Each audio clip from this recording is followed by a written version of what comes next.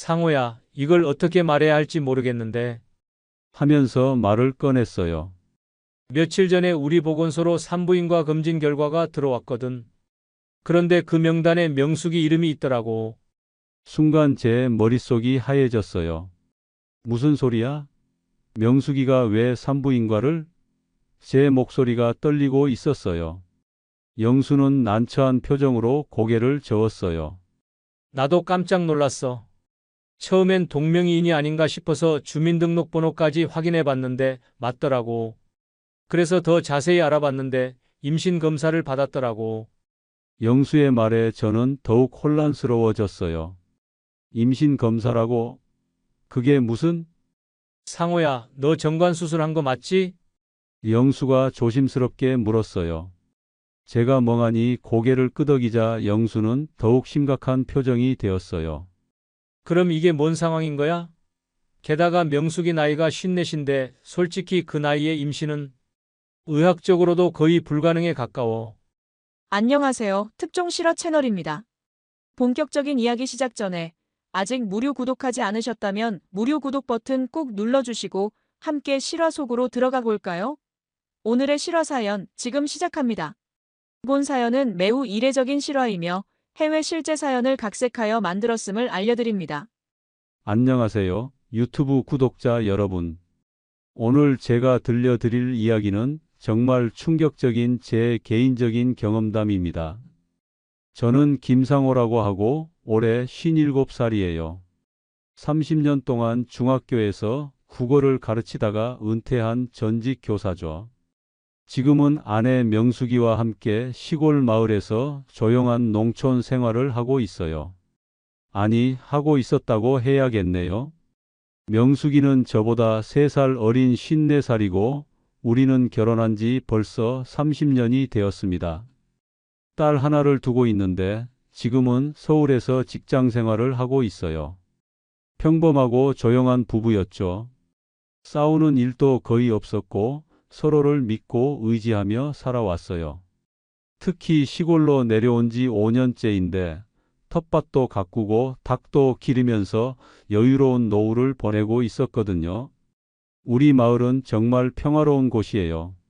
집들이 띄엄띄엄 있고 대부분 나이 드신 분들이 살고 계시죠. 저희 집은 마을 입구에 있는 단독주택인데 앞마당에는 감나무와 대추나무가 있고 뒤편에는 작은 텃밭이 있어요. 명숙이가 상추, 깻잎, 고추 같은 채소들을 정성스럽게 기르고 있었죠. 저는 주로 마을 해관에서 어르신들과 바둑을 두거나 가끔 낚시를 하러 나가는 게 일과였어요. 우리 부부는 10년 전에 아이를 더 낳지 않기로 합의하고 제가 정관 수술을 받았어요. 딸 하나로도 충분했고 나이도 있었으니까요. 그때는 현명한 선택이라고 생각했죠. 정말 그랬어요. 하지만 이 이야기를 들으시면 여러분도 깜짝 놀라실 거예요. 몇 달 전부터 명숙이가 조금 이상했어요. 평소에 잘 먹던 음식도 냄새 맡고는 얼굴을 찌푸리더라고요. 특히 생선 비린내를 못 견뎌 했어요.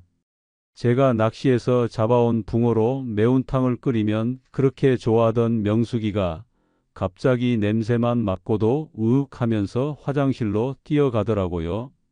그리고 자주 속이 메스껍다고 하면서 화장실을 들락날락했죠. 처음엔 소화불량이나 위염 정도로 생각했어요. 나이 들면서 생기는 자연스러운 현상이라고 여겼거든요. 평소 명숙이는 건강한 편이었어요.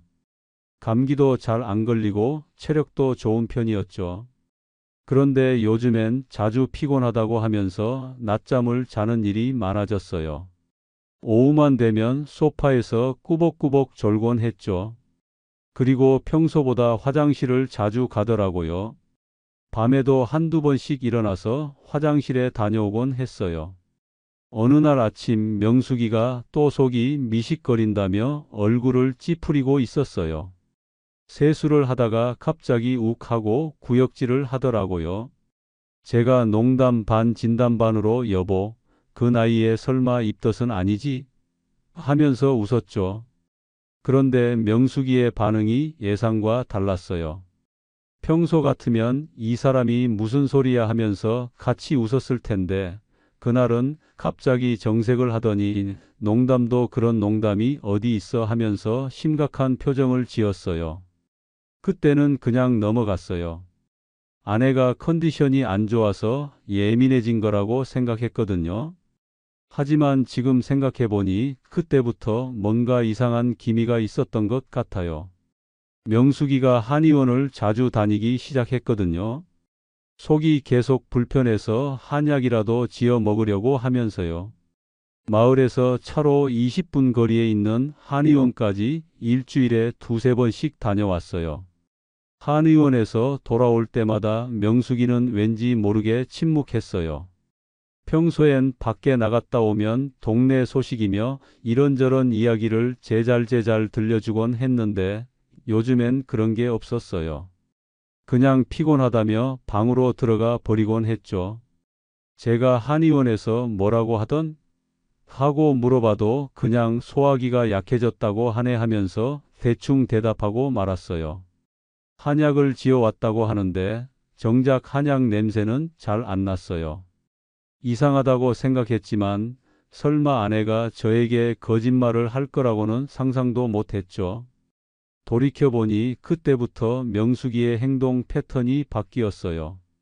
평소에 좋아하던 드라마도 잘 안 보고 저녁 식사 때도 말수가 줄었죠.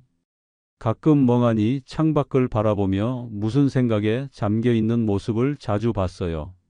무슨 생각해?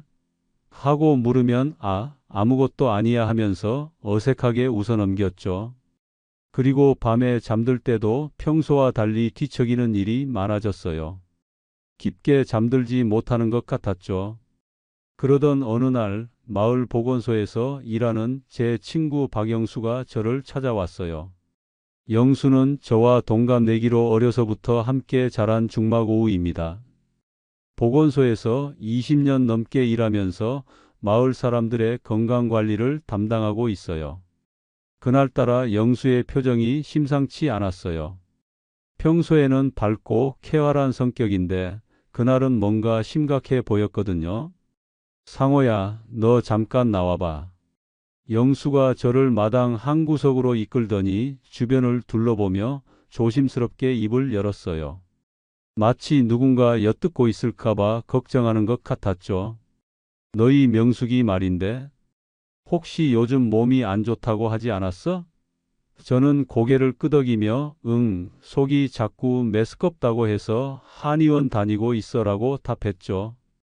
영수는 잠시 망설이더니 더욱 조심스러운 목소리로 말했어요. 상호야, 사실 내가 이런 얘기를 해도 되는 건지 모르겠는데. 그러면서 손으로 머리를 긁적이더라고요. 영수가 이렇게 망설이는 모습을 본 건 처음이었어요. 뭔가 중대한 일이 있는 것 같았죠. 그러자 영수가 한숨을 크게 쉬더니 상호야, 이걸 어떻게 말해야 할지 모르겠는데? 하면서 말을 꺼냈어요. 며칠 전에 우리 보건소로 산부인과 검진 결과가 들어왔거든. 그런데 그 명단에 명숙이 이름이 있더라고. 순간 제 머릿속이 하얘졌어요. 무슨 소리야? 명숙이가 왜 산부인과를? 제 목소리가 떨리고 있었어요. 영수는 난처한 표정으로 고개를 저었어요. 나도 깜짝 놀랐어. 처음엔 동명이인이 아닌가 싶어서 주민등록번호까지 확인해 봤는데 맞더라고. 그래서 더 자세히 알아봤는데 임신 검사를 받았더라고. 영수의 말에 저는 더욱 혼란스러워졌어요. 임신 검사라고? 그게 무슨? 상호야, 너 정관 수술한 거 맞지? 영수가 조심스럽게 물었어요. 제가 멍하니 고개를 끄덕이자 영수는 더욱 심각한 표정이 되었어요. 그럼 이게 뭔 상황인 거야? 게다가 명숙이 나이가 54인데 솔직히 그 나이에 임신은 의학적으로도 거의 불가능에 가까워. 전 세계적으로도 50세 넘어서 자연 임신되는 경우는 정말 희귀한 케이스거든. 기네스북에 올라갈 정도로 드문 일이야. 영수는 보건소에서 오랫동안 일해온 경험을 바탕으로 설명을 이어갔어요. 내가 지금까지 본 케이스 중에서도 50세 넘어서 임신한 경우는 손에 꼽을 정도야.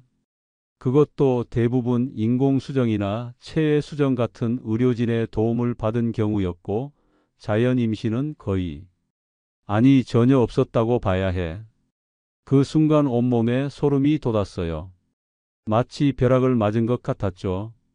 정관 수술을 받은 지 10년이나 되었는데, 게다가 명숙이 나이로는 자연 임신 자체가 거의 기적에 가까운 일인데, 아내가 산부인과에서 임신 검사를 받았다고요? 이게 말이 되는 소리인가요? 영수는 제 표정을 보더니 상호야, 침착해. 혹시 실수일 수도 있고 하면서 달래려 했지만 제 머릿속은 이미 복잡해질 대로 복잡해져 있었어요. 영수가 덧붙였어요. 상호야, 혹시 정관 수술이 제대로 안 됐을 가능성은 없을까?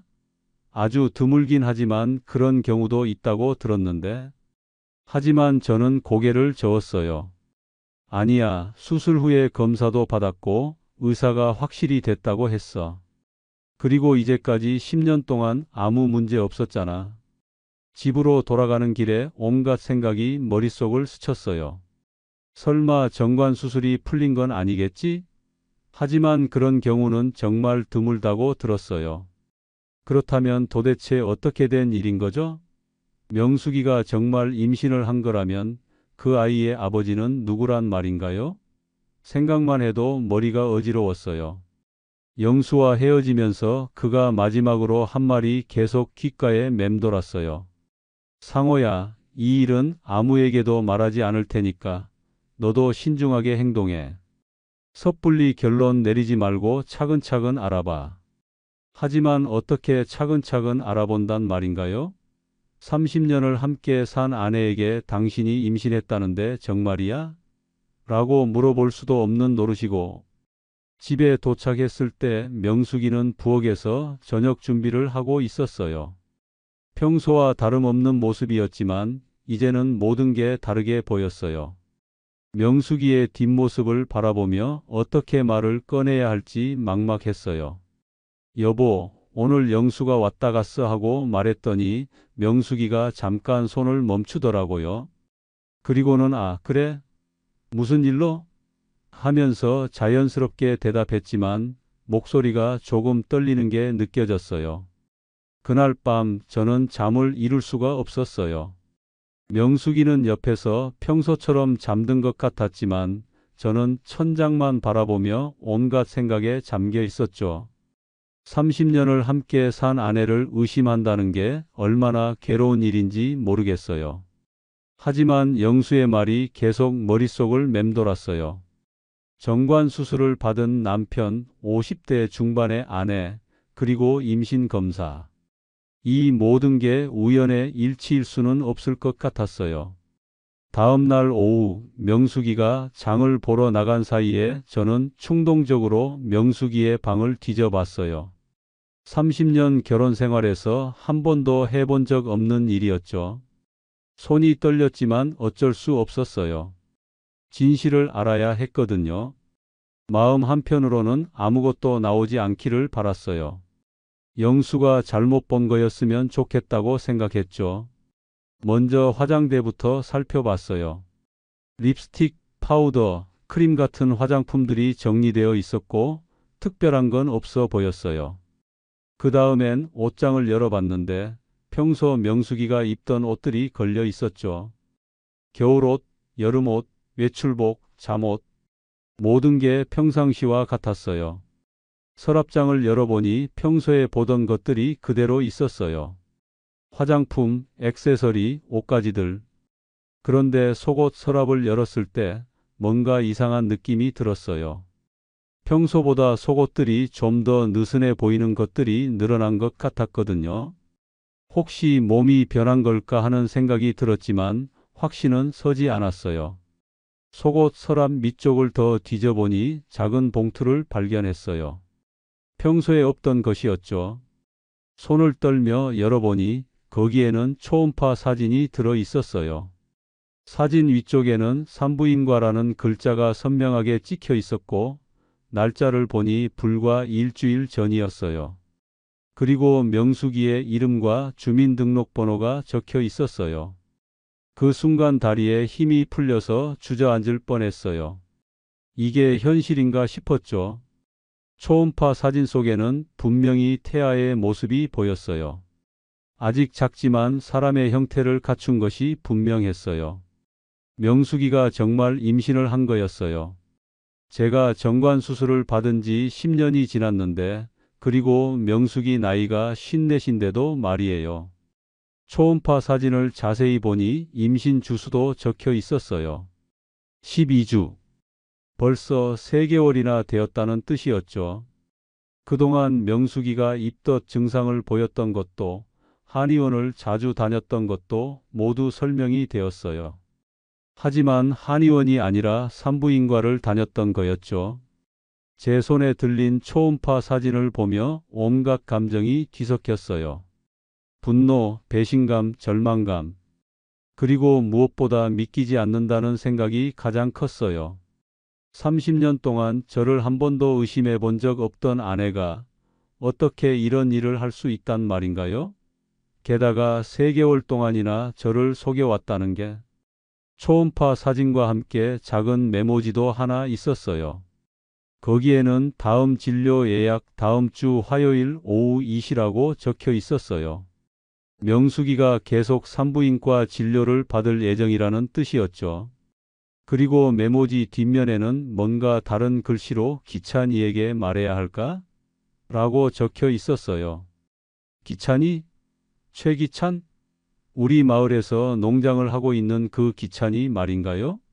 저보다 8살 어린 49세의 총각인 그 사람 말이에요? 순간 머릿속이 더욱 복잡해졌어요. 설마 명숙이가 기찬이와? 생각만 해도 끔찍했어요. 그때 현관문이 열리는 소리가 들렸어요. 명숙이가 돌아온 거였죠. 저는 급하게 초음파 사진과 메모지를 봉투에 다시 넣고 서랍을 닫았어요. 하지만 초음파 사진은 제 손에 쥔 채로 거실로 나갔어요. 더 이상 모른 척할 수 없었거든요. 명숙이는 장바구니를 들고 들어오다가 제 표정을 보더니 멈칫했어요. 여보, 왜 그래? 얼굴이 안 좋아 보이는데? 평소 같으면 자연스럽게 대답했겠지만 그날은 달랐어요. 제 손에 뭔가 들려 있는 걸 본 명숙이의 얼굴도 점점 굳어졌어요. 저는 떨리는 손으로 초음파 사진을 내밀었어요. 명숙아, 이게 뭐야? 명숙이는 그 사진을 보자마자 얼굴이 하얗게 질렸어요. 장바구니가 손에서 떨어져 사과, 배, 당근 같은 과일과 채소들이 바닥에 굴러다녔지만 둘 다 그런 걸 신경 쓸 여유가 없었어요. 여보, 이건. 명숙이가 말을 시작하려 했지만 목소리가 나오지 않았어요. 입술만 바들바들 떨고 있었죠. 그리고는 갑자기 방으로 뛰어가더니 문을 꽝 닫고 잠가버렸어요. 안에서 흐느끼는 소리가 들렸어요. 그 소리를 듣는 순간 모든 게 현실이라는 걸 깨달았어요. 저는 방문 앞에 서서 명수가 문 열어. 우리 얘기해야지 하고 말했지만 대답이 없었어요. 1시간이 넘도록 기다렸지만 명숙이는 방문을 열지 않았어요. 그날 밤은 정말 길었어요. 저는 거실 소파에서 뜬 눈으로 밤을 새웠고 명숙이는 방 안에서 계속 울고 있었어요. 다음 날 아침이 되어서야 명숙이가 방에서 나왔어요. 눈이 퉁퉁 부어 있었고 얼굴은 창백했어요. 저는 식탁에 앉아서 명숙이를 기다리고 있었죠. 더 이상 미룰 수 없었어요. 진실을 들어야 했거든요. 명수가 앉아봐. 우리 이야기해야 해. 저는 최대한 차분한 목소리로 말했어요. 하지만 속으로는 온갖 감정이 뒤섞여 있었죠. 명숙이는 저와 눈을 마주치지 못하고 고개를 숙인 채 식탁 맞은편에 앉았어요. 명수가 나 정관 수술했잖아. 10년 전에. 그런데 도대체 이게 뭔데? 저는 테이블 위에 초음파 사진을 올려놓으며 물었어요. 명숙이는 그 사진을 바라보더니 눈물을 흘리기 시작했어요. 한참을 기다린 후에야 명숙이가 떨리는 목소리로 입을 열었어요. 여보, 미안해. 정말 미안해. 그리고는 다시 고개를 숙였어요. 하지만 저는 사과만으로는 안 된다는 걸 알고 있었어요. 진실을 들어야 했어요. 미안하다고? 그게 다야? 명수가, 나는 정관 수술을 받았어. 그런데 당신이 임신을 했다고? 이게 어떻게 가능한 일인데? 제 목소리가 점점 높아졌어요. 30년 동안 이렇게 화를 낸 적이 없었는데 그날은 참을 수가 없었어요. 명숙이가 고개를 들더니 저를 바라봤어요. 눈물로 범벅이 된 얼굴이었지만 그 눈빛에는 뭔가 결심한 듯한 표정이 있었어요.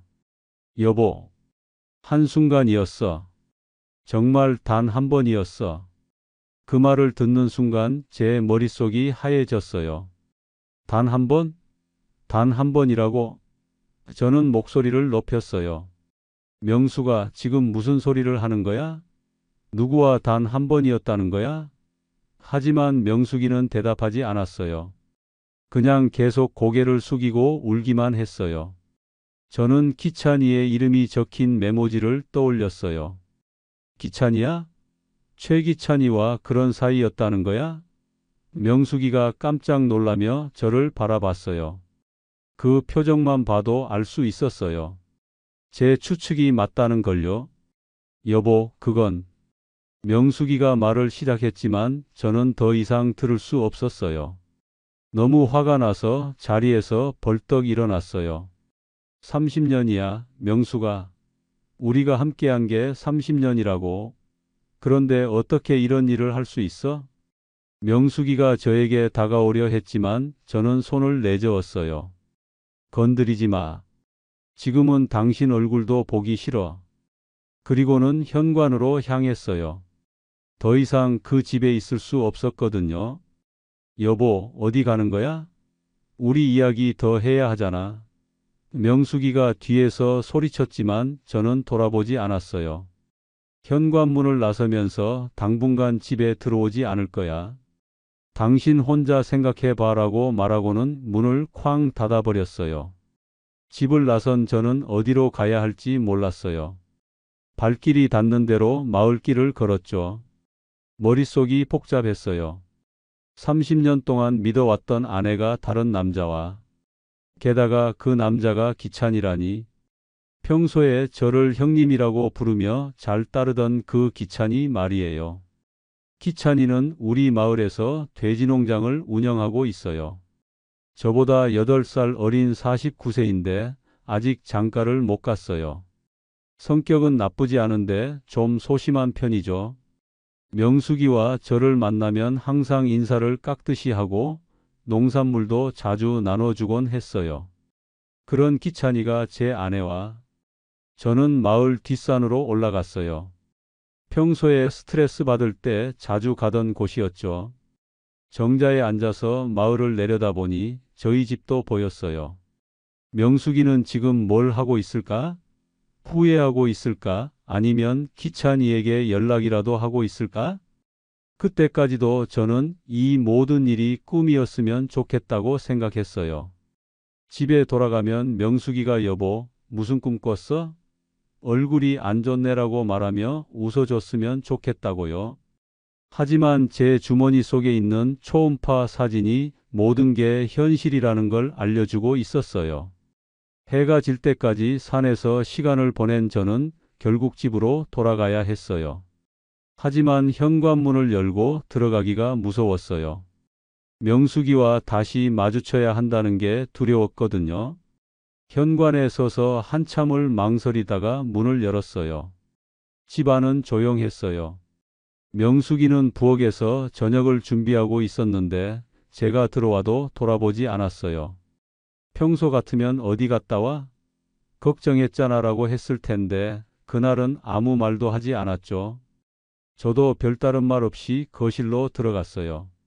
소파에 앉아서 텔레비전을 켰지만 뭐가 나오는지 전혀 집중할 수 없었어요. 명숙이가 밥 먹어요라고 작은 목소리로 말했지만 저는 배 안 고파라고 대답했어요. 그날 밤도 저는 거실에서 잤어요. 명숙이는 안방에 들어갔지만 방 안에서 계속 뒤척이는 소리가 들렸어요. 둘 다 잠을 이루지 못했던 것 같아요. 이런 상황이 언제까지 계속될까 하는 생각이 들었어요. 그 다음 날부터 저와 명숙이는 마치 남남처럼 지냈어요.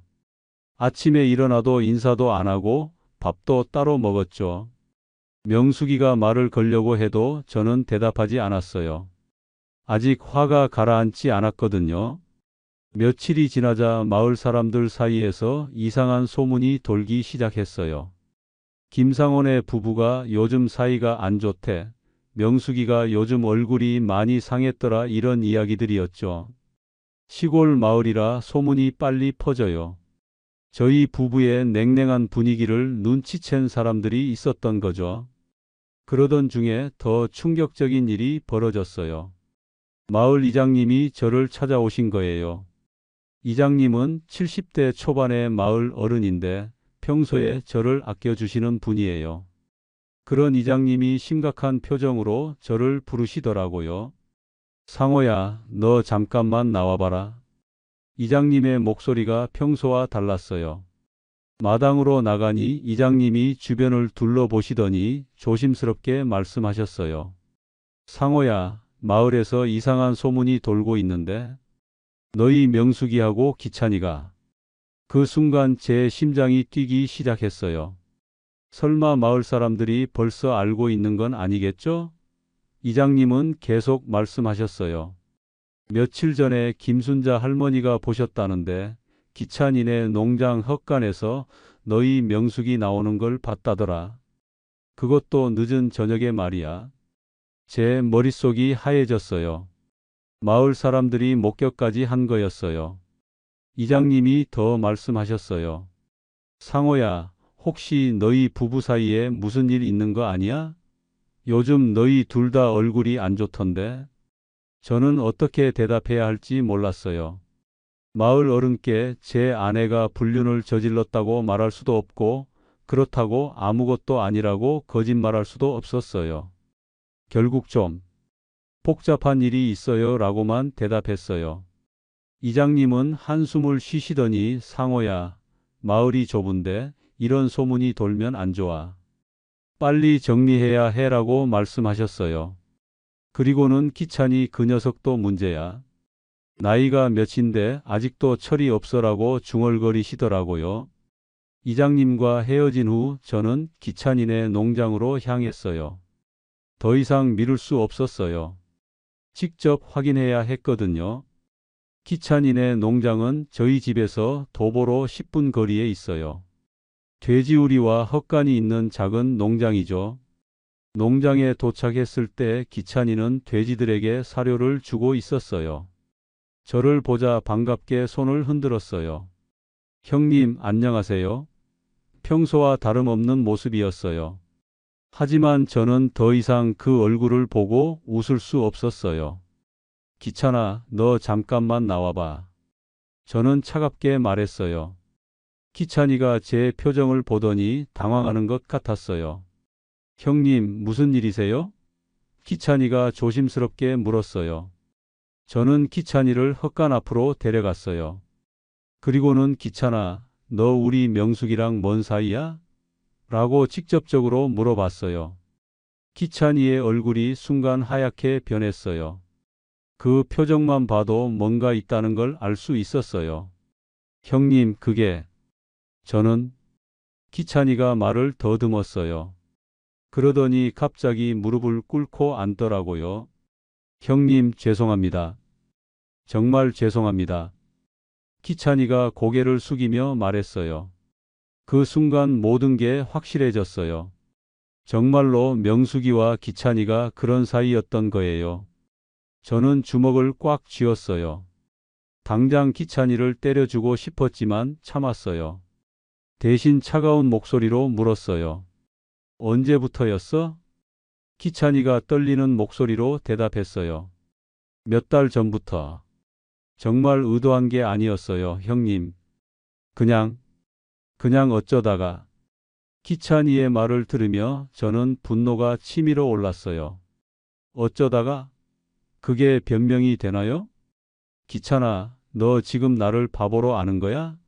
어쩌다가라고? 3개월 동안 어쩌다가 그런 일이 계속된 거야? 제 목소리가 높아졌어요. 기찬이는 더욱 바들바들 떨었어요. 형님, 정말 죄송해요. 제가 미쳤었나 봐요. 앞으로 절대 그런 일 없을 거예요. 기찬이가 빌었지만 저는 더 이상 들을 수 없었어요. 기찬아, 당장 이 마을에서 나가. 다신 내 앞에 나타나지 마. 그리고는 기찬이를 뒤로하고 농장을 떠났어요. 집으로 돌아가는 길에 저는 온갖 생각을 했어요. 이제 어떻게 해야 할까? 명숙이와 계속 살 수 있을까? 마을 사람들은 뭐라고 할까? 딸아이는 이 사실을 알면 어떻게 될까? 머릿속이 복잡했어요. 집에 돌아오니 명숙이가 거실에서 저를 기다리고 있었어요. 제 표정을 보자 뭔가 눈치챈 것 같았어요. 기찬이 만나고 왔지? 명숙이가 조심스럽게 물었어요. 저는 고개를 끄덕였어요. 명숙아, 이제 그만하자. 더 이상 이렇게 살 수 없어. 저는 지친 목소리로 말했어요. 며칠 동안 생각해 본 결과였어요. 30년 결혼 생활을 이렇게 끝내고 싶지는 않았지만 다른 방법이 없어 보였어요. 명숙이가 눈물을 흘리며 말했어요. 여보, 한 번만 용서해 줘. 정말 정신이 나갔었어. 다시는 그런 일 없을 거야. 하지만 저는 고개를 저었어요. 명수가 용서의 문제가 아니야. 신뢰가 깨졌어. 이제 어떻게 예전처럼 살아? 명숙이가 더욱 절망적인 표정으로 말했어요. 그럼 이 아이는 어떻게 해? 나 혼자 키우라는 거야? 그 말을 듣는 순간 저는 더욱 화가 났어요. 그 아이는 내 아이가 아니잖아. 기찬이 아이지. 그때 갑자기 현관문이 열리더니 딸아이가 들어왔어요. 서울에서 갑자기 내려온 거였어요. 아마 마을 소문을 듣고 온 것 같았어요. 딸아이는 저희 부부의 심각한 분위기를 보더니 엄마, 아빠, 무슨 일이에요? 라고 물었어요. 저는 딸에게 어떻게 설명해야 할지 몰랐어요. 하지만 숨길 수도 없는 상황이었죠. 결국 모든 걸 말했어요. 딸아이는 처음엔 믿지 못하겠다는 표정이었다가 점점 현실을 받아들이더니 울기 시작했어요. 엄마, 어떻게 이런 일을 할 수 있어요? 아빠가 얼마나 엄마를 믿고 살았는데. 딸아이가 명숙이를 보며 소리쳤어요. 명숙이는 고개를 숙인 채 아무 말도 하지 못했어요. 딸아이가 저에게 와서 말했어요. 아빠, 이제 엄마와 이혼하세요. 저도 엄마가 창피해요. 그 말을 듣는 순간 명숙이가 더욱 크게 울었어요. 자식에게까지 이런 말을 들으니 얼마나 충격이었을까요? 그날 밤 저희 가족은 긴 이야기를 나눴어요. 결국 이혼하기로 결정했어요. 더 이상 함께 살 수 없었거든요. 명숙이도 결국 받아들였어요. 자신이 저질러 놓은 일에 책임을 져야 한다는 걸 알고 있었으니까요. 며칠 후 명숙이가 저에게 와서 말했어요. 여보, 나 기찬이와 결혼할 거야. 이 아이를 위해서라도. 저는 코웃음을 쳤어요. 그래, 그렇게 해. 그게 맞는 것 같아. 하지만 기찬이는 쉽게 결혼하겠다고 하지 않았어요. 아마 겁이 났던 것 같아요. 마을에서 쫓겨날 각오를 해야 했으니까요.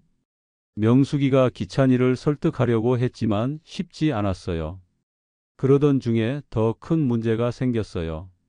마을 사람들이 모든 사실을 알게 된 거예요. 소문이 빠르게 퍼져서 마을 전체가 떠들썩해졌어요. 저는 마을에서 동정을 받았지만 명숙이와 기찬이는 완전히 따돌림 당했어요.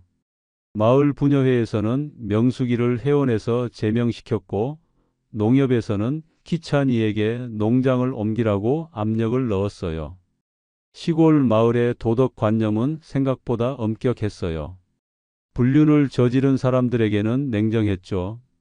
그런 상황에서 명숙이는 점점 우울해졌어요. 임신 중인데 스트레스까지 받으니 몸도 안 좋아졌어요. 하지만 저는 더 이상 신경 쓸 수 없었어요. 이미 남남이 된 사이였으니까요. 몇 주가 지나고 저는 변호사를 만나 상간남인 기찬이를 상대로 위자료 소송을 제기했어요. 30년 결혼 생활을 파탄낸 것에 대한 정당한 보상을 받아야 한다고 생각했거든요. 변호사는 충분히 승산이 있다고 말했어요. 소송에 필요한 증거들을 수집했어요. 초음파 사진, 마을 주민들의 진술서, 기찬이가 인정한 녹음 파일 등을 준비했어요. 특히 김순자 할머니가 목격한 내용이 결정적인 증거가 되었어요.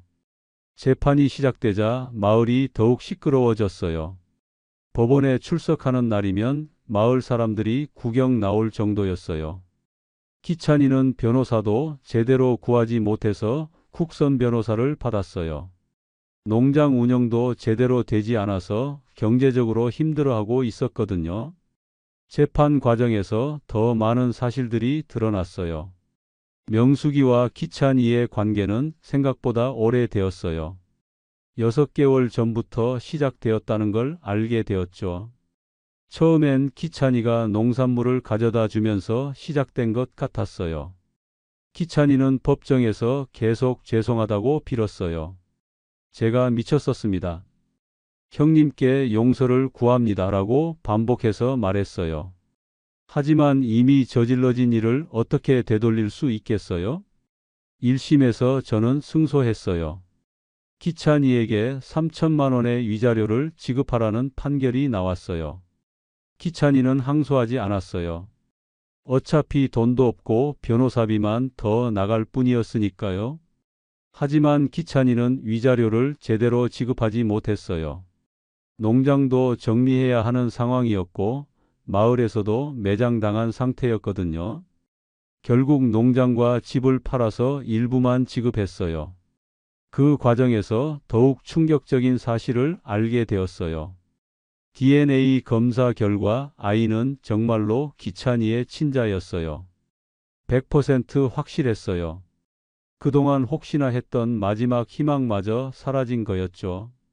명숙이는 임신 7개월이 되자 더 이상 마을에 있을 수 없다고 판단했나 봐요. 어느 날 갑자기 짐을 싸더니 마을을 떠났어요. 어디로 갔는지는 알려주지 않았어요. 아마 기찬이와 함께 다른 곳으로 간 것 같았어요. 기찬이도 농장을 정리한 후 마을을 떠났어요. 위자료도 다 지급하지 못한 상태에서 말이에요. 마을 사람들은 그래도 책임은 져야지라고 말했지만 이미 없는 사람들이었어요. 딸아이는 이 모든 상황에 상처를 많이 받았어요. 서울에서도 소문이 났는지 직장 생활이 힘들어졌다고 하더라고요. 아빠, 우리 다른 곳으로 이사 가요라고 말할 정도였어요. 저도 마을에서 계속 살기가 어려워졌어요. 사람들은 저를 동정했지만 그런 시선들이 오히려 더 괴로웠어요. 매일 그 일을 떠올리게 되니까요. 새로운 시작이 필요했어요. 몇 달 후 명숙이가 아이를 낳았다는 소식을 들었어요. 마을 이장님을 통해서였죠. 아들이라고 했어요. 하지만 저에게는 아무 상관없는 일이었어요. 제 아이가 아니니까요. 기찬이는 명숙이와 아이를 제대로 돌보지 못하고 있다는 소문도 들렸어요. 경제적으로 힘들어서 이곳저곳을 떠돌고 있다고 했어요. 결국 불륜의 대가를 톡톡히 치르고 있는 셈이었죠. 그해 가을 저는 마을을 떠나기로 결정했어요. 30년 넘게 살았던 집을 팔고 도시 근교의 조용한 곳으로 이사하기로 한 거죠. 더 이상 이 마을에서는 새로운 시작을 할 수 없을 것 같았어요. 집을 정리하면서 30년 결혼 생활의 흔적들을 발견했어요. 명숙이와 함께 찍은 사진들, 딸아이 어릴 때 추억이 담긴 물건들, 모든 걸 보면서 복잡한 감정이 들었어요. 행복했던 시절도 있었는데 이렇게 끝나게 될 줄은 몰랐죠. 마을 회관에서 마지막 인사를 하는 날 많은 분들이 나와 주셨어요. 이장님을 비롯해서 평소에 잘해주셨던 어르신들이 모두 모여주셨죠. 상호야, 다른 곳에 가서도 잘 살아라라고 격려해 주시는 분들을 보니 눈물이 났어요. 이장님이 마지막에 저에게 말씀하셨어요. 상호야, 이번 일로 많이 힘들었을 텐데 이제는 새롭게 시작해라. 나쁜 기억은 잊고 좋은 일만 생기길 바란다. 그 말을 들으니 마음이 조금 편해졌어요. 어르신들, 그동안 정말 고마웠습니다. 저도 이번 일로 많이 배웠어요. 정관 수술이 문제였던 게 아니라 사람이 문제였더라고요. 제 말에 어르신들이 고개를 끄덕이셨어요. 딸아이는 이사 준비를 도와주면서 아빠, 새로운 곳에서 행복하게 사세요. 엄마 일은 이제 잊으세요 라고 말했어요. 딸아이도 많이 성숙해진 것 같았어요. 이런 일을 겪으면서 어른이 된 거죠. 새로운 집은 도시 근교의 작은 주택이었어요. 마당도 있고 조용해서 노후를 보내기에는 적당했어요. 이웃들도 좋은 분들이었고 무엇보다 아무도 제 과거를 모른다는 게 좋았어요. 이사한 지 한 달쯤 되었을 때 옛 마을에서 소식이 들려왔어요. 명숙이와 기찬이가 아이를 데리고 떠돌다가 결국 헤어졌다는 거였어요. 기찬이가 경제적 부담을 견디지 못하고 도망갔다고 했어요. 명숙이는 혼자서 아이를 키우고 있다고 했어요. 친정에서도 받아주지 않아서 임대료 싼 원룸에서 살고 있다는 소식이었죠. 일자리를 구하기도 쉽지 않아서 정부 지원금으로 겨우 버티고 있다고 했어요. 기찬이는 어디로 갔는지 연락도 안 된다고 했어요. 아마 다른 지역에서 숨어서 살고 있을 거라고 추측했어요. 결국 책임을 지지 못하고 도망간 셈이었죠. 참 무책임한 사람이었어요. 그 소식을 들으면서도 저는 별다른 감정이 들지 않았어요. 안타깝다거나 동정스럽다는 감정보다는 당연한 결과라는 생각이 더 컸어요. 자신들이 선택한 길의 대가를 치르고 있는 거니까요. 새로운 곳에서의 생활은 평온했어요. 아침에 일어나서 산책도 하고 도서관에서 책도 읽고 가끔 딸아이와 만나서 식사도 했어요. 예전처럼 농사일은 하지 않았지만 작은 화분에 채소를 키우는 재미는 있었어요. 이웃들과도 좋은 관계를 유지했어요. 복잡한 과거 이야기는 하지 않고 그냥 조용히 혼자 사는 은퇴한 교사라고만 소개했어요. 사람들도 저를 편안하게 대해 주었어요. 가끔 명숙이와의 추억이 떠오르기도 했어요. 하지만 이제는 화나거나 슬프지 않았어요. 그냥 그런 일도 있었구나 하는 정도였죠. 시간이 지나면서 상처도 아물어가는 것 같았어요. 어느 날 저녁 딸아이가 전화를 했어요. 아빠, 요즘 어떻게 지내세요? 많이 외롭지 않으세요? 딸아이가 걱정하는 목소리로 물었어요. 저는 웃으면서 대답했어요. 괜찮다. 오히려 편해. 복잡한 일들이 없으니까 마음이 평온해졌어. 딸아이가 안심하는 목소리로 말했어요. 다행이에요. 아빠가 건강하게 지내시는 게 가장 중요해요. 엄마 일은 정말 잊으세요. 저는 고개를 끄덕이며 이미 다 잊었어. 이제는 내 인생만 생각하고 살 거야 라고 답했어요. 그날 밤 저는 창밖을 바라보며 생각했어요. 정말 다행이었다고요. 더 늦기 전에 진실을 알게 되어서 말이에요. 만약 명숙이가 계속 속였다면 저는 평생 다른 사람의 아이를 제 손자라고 생각하며 살았을지도 모르거든요.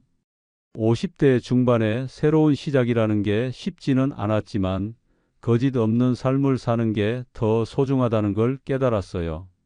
30년 결혼 생활이 한순간에 무너질 수도 있다는 걸 경험했지만 그래도 인생은 계속되는 거니까요.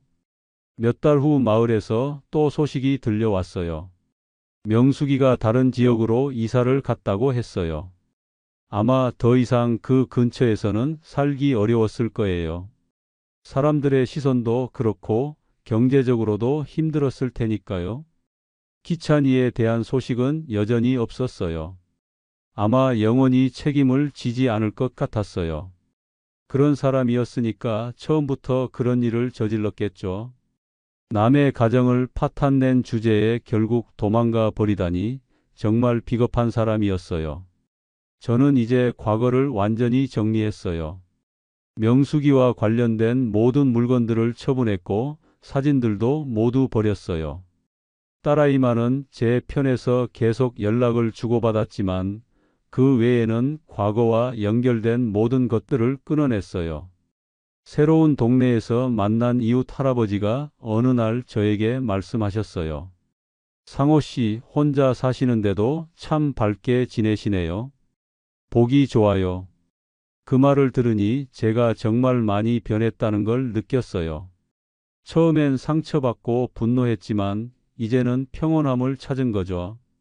겨울이 지나고 봄이 왔을 때 저는 작은 텃밭을 만들었어요. 상추, 깻잎, 고추 같은 간단한 채소들을 심었죠. 혼자 먹기에는 충분한 양이었어요. 농사일을 하면서 마음도 더욱 평온해졌어요. 어느 날 딸아이가 새로운 남자친구를 소개해 주겠다고 했어요. 아빠, 이번엔 정말 괜찮은 사람이에요. 나중에 만나보세요. 딸아이가 행복해하는 모습을 보니 저도 기뻤어요. 적어도 딸아이는 좋은 사람 만나서 행복하게 살았으면 좋겠어요. 1년이 지나고 저는 완전히 새로운 사람이 되었어요.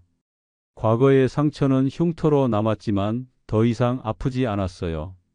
오히려 그 경험을 통해 더 강해진 것 같았어요. 사람을 완전히 믿지는 않게 되었지만 그것도 나쁘지 않다고 생각해요. 마지막으로 제가 여러분께 하고 싶은 말은 이거예요. 아무리 오랫동안 함께 살았던 사람이라도 완전히 믿어서는 안 된다는 거예요. 특히 이상한 징후가 보이면 눈 감고 넘어가지 말고 확인해 보세요. 저처럼 너무 늦기 전에 말이에요. 그래도 다행이죠. 제가 더 늦기 전에 진실을 알아차렸으니까요. 만약 몰랐다면 평생 속아서 살았을 텐데 그랬다면 더 비참했을 거예요. 이제는 정말 자유롭고 평온한 삶을 살고 있어요. 여러분, 이것이 제가 겪은 충격적인 불륜 사연입니다. 30년 결혼 생활이 한순간에 무너질 수 있다는 걸 직접 경험했어요. 정관 수술을 받은 남편, 50대 중반의 아내가 임신, 그리고 상간남까지. 정말 드라마보다 더 드라마 같은 일이었죠. 결국 명숙이와 기찬이는 둘 다 불행해졌어요. 명숙이는 혼자서 아이를 키우며 힘들게 살고 있고 기찬이는 책임을 지지 못하고 도망가 버렸죠. 30년 결혼 생활을 파탄낸 대가를 톡톡히 치르고 있는 셈이에요. 저는 이제 새로운 곳에서 평온한 삶을 살고 있어요. 처음엔 상처가 컸지만 시간이 지나면서 오히려 홀가분해졌어요. 거짓된 삶에서 벗어나서 진짜 제 인생을 사는 기분이에요. 정말 어려운 선택이었지만 저는 후회하지 않아요. 용서라는 게 말처럼 쉬운 일이 아니거든요. 특히 30년이라는 긴 세월을 함께 한 사람이 저지른 배신이라면 더더욱 그래요. 어떤 분들은 한 번 실수한 걸 가지고 너무 냉정한 거 아니냐고 말씀하실 수도 있겠지만 3개월 동안 계속된 불륜을 단순한 실수라고 할 수 있을까요? 게다가 50세가 넘은 나이에 자연 임신 자체가 의학적으로 거의 불가능한 일인데 그런 기적 같은 일이 정관 수술을 받은 남편이 아닌 다른 남자와의 사이에서 일어났다는 것 자체가 얼마나 계획적이고 지속적인 관계였는지를 보여주는 것 같아요. 무엇보다 저를 가장 화나게 했던 건 거짓말이었어요.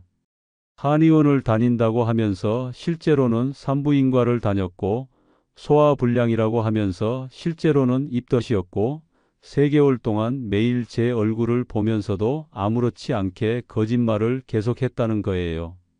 그 3개월 동안 저는 명숙이를 걱정하면서 한약값도 대주고 몸조리하라고 집안일도 더 많이 했는데 말이에요. 재판 과정에서 드러난 사실들을 들으면서 더욱 분노했어요. 6개월 전부터 시작되었다는 건 명숙이가 계획적으로 저를 속였다는 뜻이거든요. 순간의 실수가 아니라 오랜 시간 지속된 배신이었던 거죠. 마을 사람들의 반응도 저에게는 큰 힘이 되었어요. 모든 분들이 명숙이와 기찬이의 행동을 비난했고 저를 동정해 주셨거든요. 특히 김순자 할머니가 목격한 사실을 진술해 주신 덕분에 재판에서 이길 수 있었어요. 시골 마을의 도덕관념이 얼마나 엄격한지도 알 수 있었고요. 딸아이가 엄마가 창피하다고 말했을 때는 정말 마음이 아팠어요. 자식에게까지 그런 말을 들을 정도로 명숙이의 행동이 잘못되었다는 걸 보여주는 거였으니까요. 하지만 동시에 딸아이가 옳고 그름을 분명히 아는 아이로 자란 게 다행이라고 생각했어요. 이제는 정말 속 시원해요. 진실을 알게 되어서 말이에요. 만약 계속 모르고 살았다면 얼마나 바보 같았을까요? 나중에 제 아이라고 생각하고 예뻐했을 아이가 사실은 남의 아이였다니 생각만 해도 끔찍해요. 여러분도 혹시 배우자에게 이상한 징후가 보이면 그냥 넘어가지 마세요. 저처럼 확인해 보세요. 아무것도 아닐 수도 있지만 만약 정말 문제가 있다면 빨리 알수록 좋아요. 시간이 지날수록 상처만 더 커지니까요. 그리고 불륜을 당한 분들께 말씀드리고 싶은 건 너무 자책하지 마세요. 잘못한 건 불륜을 저지른 사람이지 당한 사람이 아니에요. 저도 처음엔 내가 뭘 잘못했나 하고 생각했지만 이제는 아니라는 걸 알아요. 명숙이가 잘못한 거지 제가 잘못한 게 아니에요. 마지막으로 여러분께 묻고 싶어요. 만약 여러분이 저와 같은 상황에 처한다면 어떻게 하실 건가요? 용서하고 계속 함께 살 건가요? 아니면 저처럼 깔끔하게 정리할 건가요? 정답은 없다고 생각해요. 각자의 상황과 가치관에 따라 다른 선택을 할 수 있겠죠. 하지만 어떤 선택을 하든 후회하지 않도록 신중하게 생각해 보세요. 저는 제 선택에 만족해요.